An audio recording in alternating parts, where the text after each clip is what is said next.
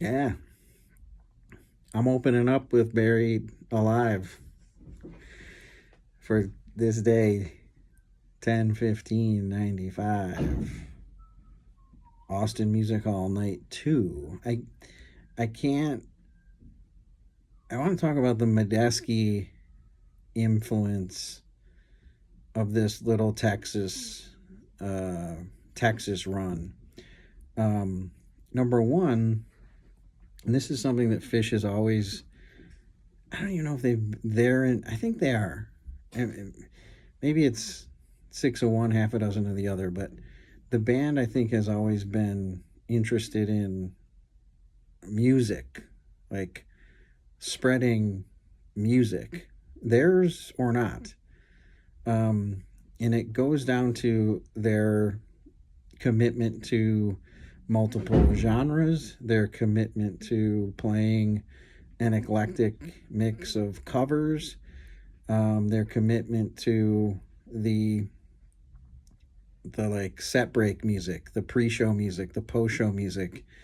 Um, it all of those things point toward a band that loves music. Period. And is it a coincidence that their audience generally feels the same? Like, does one attract the other? But I think about that all the time. Like, I had never heard of Medeski, Martin, and Wood until they were opening for Phish, and they came out on stage with Phish, and then Trey sat in with them, and just that alone, the commitment to that ethos of music over everything. And again, not this self-serving way, like, oh, only listen to us, but listen to everything. Their influences, like every one of us has gotten into another kind of music because of Phish. And Medeski, for me, was the first, um, for I think obvious reasons. I remember The Lover was, I think, the first track off of Friday Afternoon in the Universe. Um, and I'm like, oh shit, like this is totally different, but amazing nonetheless.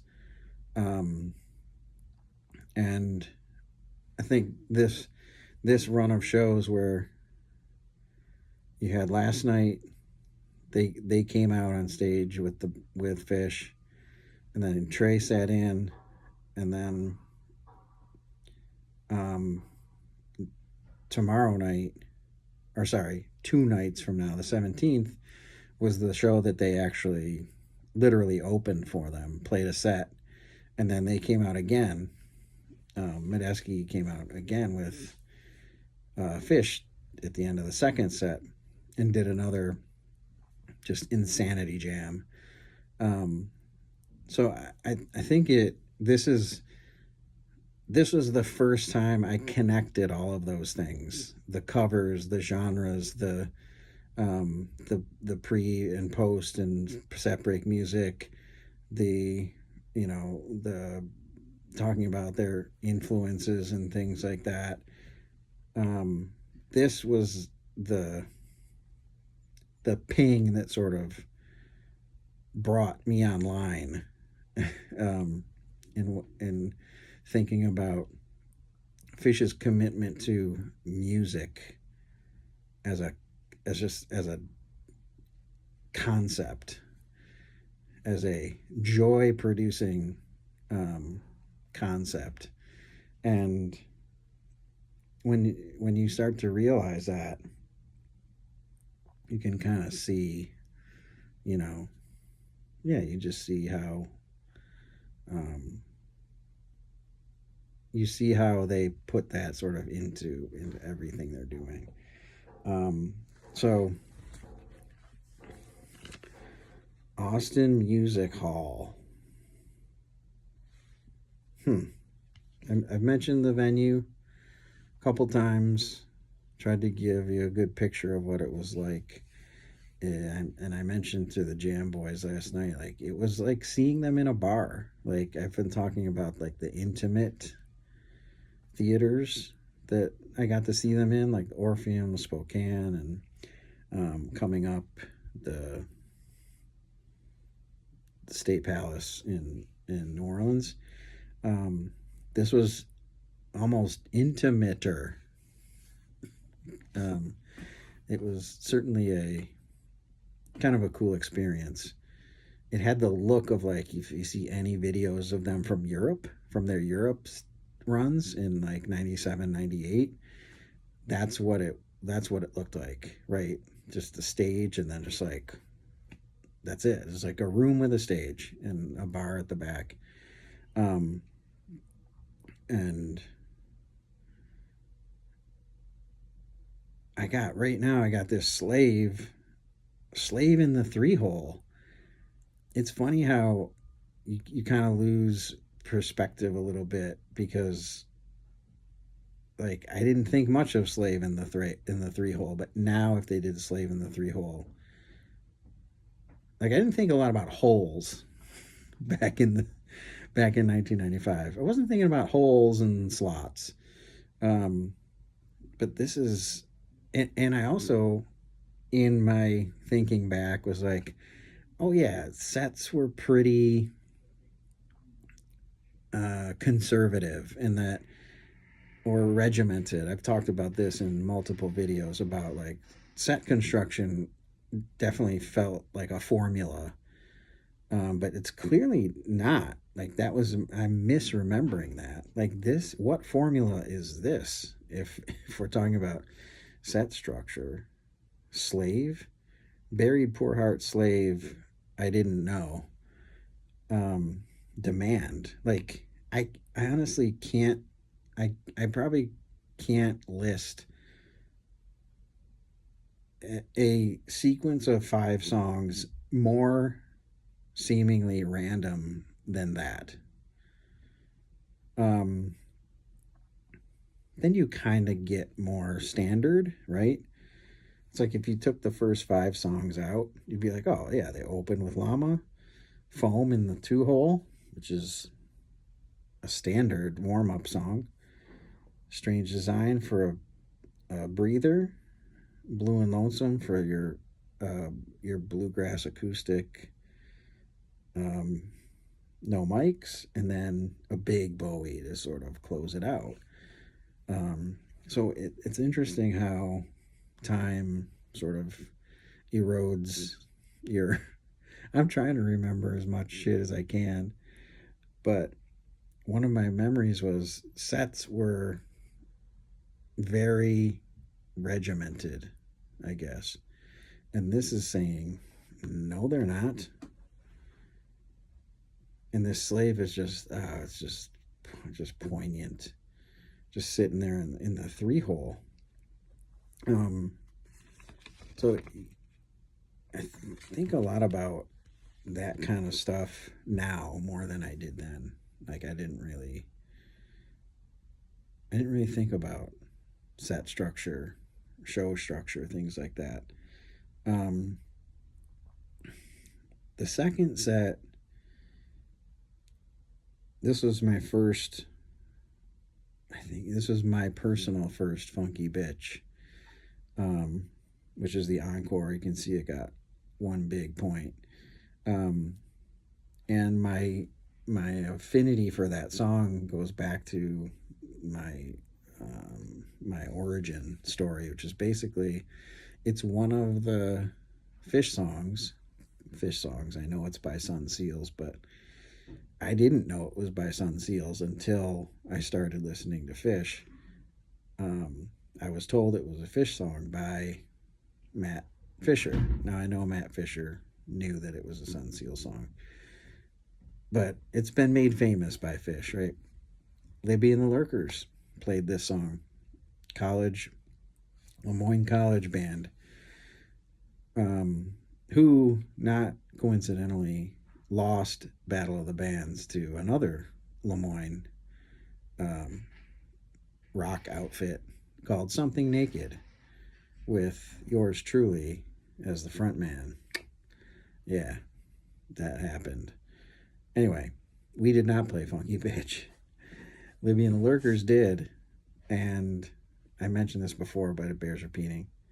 Funky Bitch, they played Cavern, they played Possum, they played like the beginning, the non fugue parts of Gula, they played the ending to Antelope. Um, so yeah, I that was my introduction to this band, and I I quite famously took it and ran, so to speak. But that this is my first, I think, Funky Bitch ever. Um, I'd have to go check the date on that, but there was there was something about Texas and that Fort Worth show was a great meeting page, just like phenomenal. Um, I remember this this tweezer. You gotta remember tweezers were different, right? Now the jamming was different, but tweezer I think was even most indicative of the way they jammed now, way they jammed then versus now. You really see it in tweezer. If you listen to the tweezer from a live one, it's again it's searching for something, and it's kind of like feeling in the dark, right? Feeling for its way in the dark. And there's some stuff that when the band gets too dissonant is when I kind of they lose me. They always have. Um, and some of the bigger jams of this era, even the longer ones that like everybody craves now, like it's back to my point of like if it's not good, I don't want it to go on for 20 minutes. You know what I'm saying? Um, they've figured out how to make things good for 20 minutes now in these last, maybe 5 to 10 years.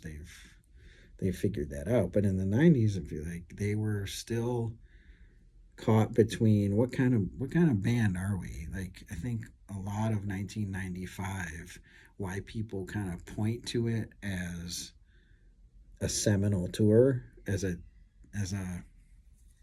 um, as a landmark tour is because by the end of it the four of them had figured out who they were as a band, right? Through all the covers, the bluegrass, the acapella,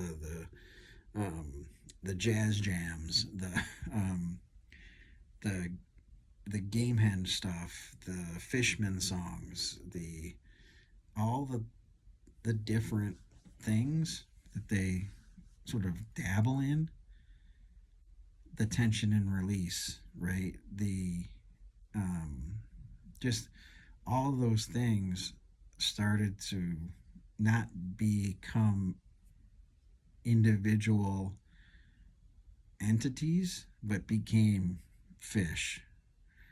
and you started to like they could go seamlessly between all of them. You didn't feel like, oh, here's the blank song of tonight, like, and that was a gradual process. Like it wasn't perfect, but I feel like that's what this tour did, was moving forward. They kind of had an identity,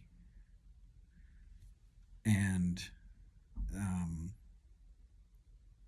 you know, it took like exploratory tweezers, like the one here, um, the one from Canandaigua 95, 622, if you want to check it out.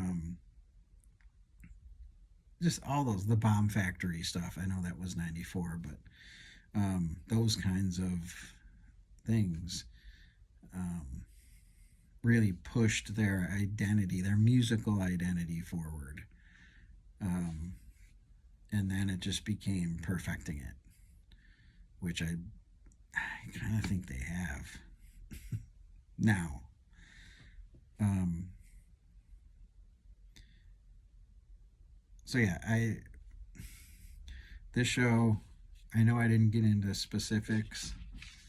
Texas was a vibe. Um, and the next time I'll see you will be in New Orleans. Tomorrow's a day off, so look for Side Quest Volume 5. And I'll see you guys in Nolans on the 17th.